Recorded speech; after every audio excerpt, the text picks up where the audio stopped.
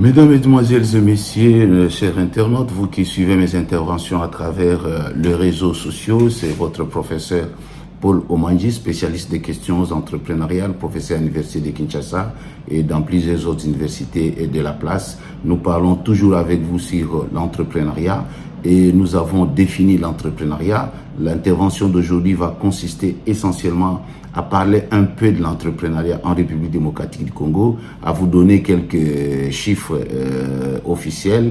La question que nous pouvons nous poser, est-ce que les Congolais créent vraiment des entreprises? Ça, c'est la question que nous proposons. Alors, on peut partir du principe que nous sommes un pays qui a 100 millions d'habitants aujourd'hui. Nous sommes un pays qui a 100 millions d'habitants. Donc, quand nous avons 100 millions d'habitants, 61% de ces habitants-là sont des jeunes.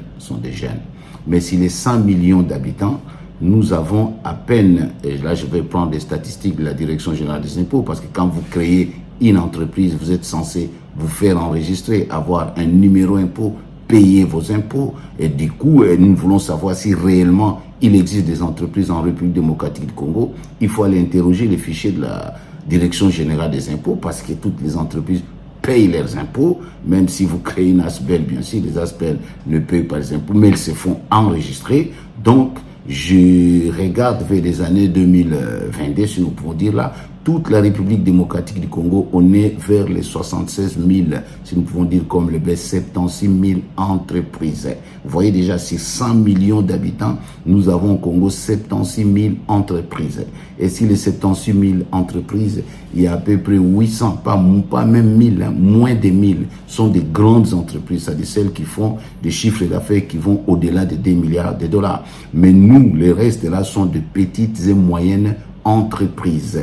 Donc à peu près 70 ou 75 000 entreprises, petites et moyennes entreprises. Donc les grandes entreprises représentent à peine 2% de la population d'entreprises de la RDC et les restes de 98% sont de petites et moyennes entreprises. Si nous essayons de diviser le nombre d'habitants, 100 millions, bien sûr, il y a quand même des mineurs, mais partons un peu de ces principes-là. Si nous divisons le nombre d'habitants au nombre d'entreprises, on arrive à une densité de création d'entreprises qui représenterait à peu près 1400 entreprises pour 1400 Congolais pour une entreprise. Cela veut dire, si vous rencontrez 1400 Congolais, un seul Congolais a créé une entreprise. Mais c'est quand même un scandale d'être dans un pays où les gens ne créent pas d'entreprise. Je répète, vous rencontrez 1400 Congolais,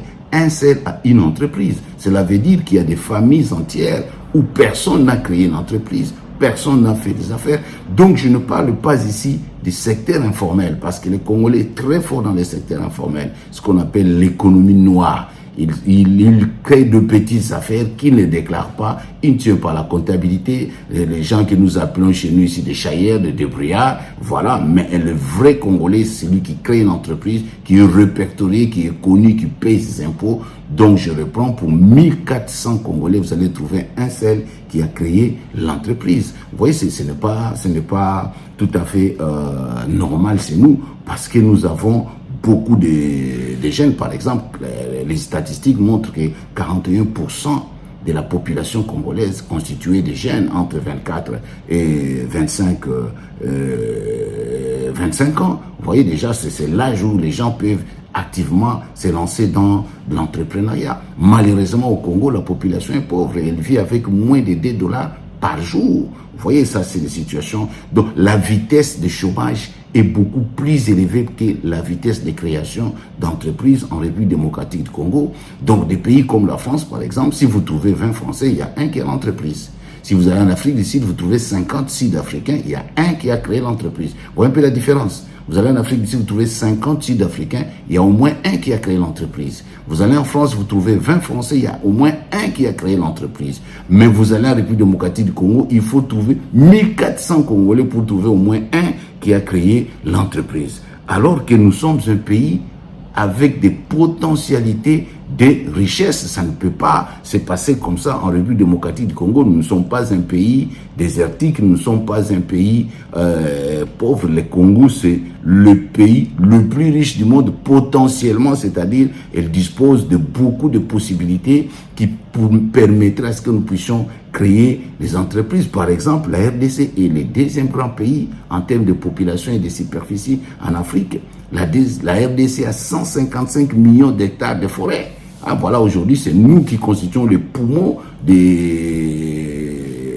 la biodiversité mondiale, et nous représentons 10% de la forêt mondiale. Voilà la grâce que Dieu nous a donnée. Nous avons une richesse en faune et en flore incommensurable. Nous avons des richesses en sol et en sous-sol. Nous avons des minéraux rares qu'on ne trouve pas ailleurs dans le monde. Nous avons des espèces animales rares qu'on ne trouve pas ailleurs dans le monde. Notre fleuve Congo, notre majestueux fleuve Congo, c'est le deuxième grand fleuve du monde, si vous ne le savez pas. Et en Afrique, rien que la République démocratique du Congo, nous fournissons 50% d'eau douce d'Afrique. C'est-à-dire, si les gens veulent boire de l'eau, vont se référer en République démocratique du Congo.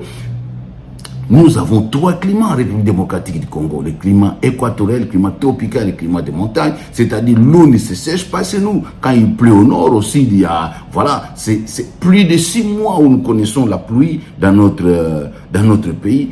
Sans compter la richesse du sol et tout ça. Tout ça montre que nous avons des potentialités pour trouver des entrepreneurs en République démocratique du Congo. Mais pourquoi alors nous ne créons pas assez d'entreprises? Nous serions en République démocratique du Congo de meilleurs entrepreneurs, parce que toutes ces richesses-là constituent des opportunités. Malheureusement, ce sont des étrangers qui viennent chez nous, qui viennent investir, qui nous engagent, qui nous torturent parfois et qui s'enrichissent et qui repartent avec leur argent chez eux. Et nous sommes là en train de les regarder, en train de les adorer, en train de les louer, en train de les appeler des boss, parce que nous ne voulons pas créer notre entreprise. Ça, c'est une problématique que nous allons aborder la fois prochaine lors de mes interventions. Mais retenez quand même que le fait que les Congolais ne soient pas entrepreneurs est révoltant. Même Dieu, là où il s'est dit, mais tout ce que je vous ai donné comme potentialité, tout ce que je vous ai donné comme opportunité, pourquoi vous ne créez pas l'entreprise? Mais demain, je vais vous dire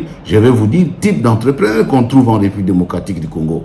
Parce qu'en principe, c'est aussi le fait de dire que les Congolais ne créent pas d'entreprise, mais souvent, ces Congolais-là, quand ils créent l'entreprise, c'est quel type d'entreprise? Parce que tout le monde se réveille le matin et chacun s'appelle parfois patron et boss, comme disent les Quinois, mais en quelque sorte, ce ne sont pas des entreprises à valeur ajoutée.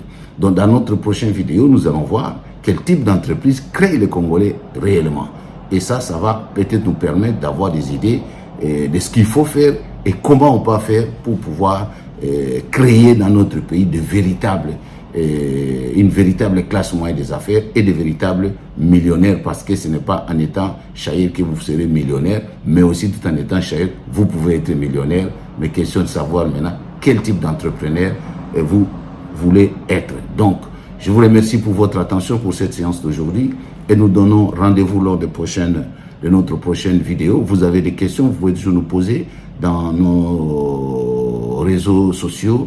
Ma boîte mail, c'est polomanji@yahoo.fr. Vous pouvez me suivre sur TikTok, Professeur Omanji. Vous pouvez nous suivre sur YouTube, c'est toujours Prof Omanji. Nous avons un site internet, www.f-Prof Omanji. Donc, tapez tout simplement Prof Omanji et vous allez voir des différents réseaux sociaux pour lesquels vous pouvez nous contacter. Et si vous êtes intéressé par nos interventions, nous serons toujours heureux d'être disponibles pour vous, parce que nous voulons que les Congolais se réveillent et que nous prenions la destinée de notre pays en main en étant de véritables entrepreneurs. Merci donc et à la prochaine vidéo et que Dieu vous bénisse. Au revoir.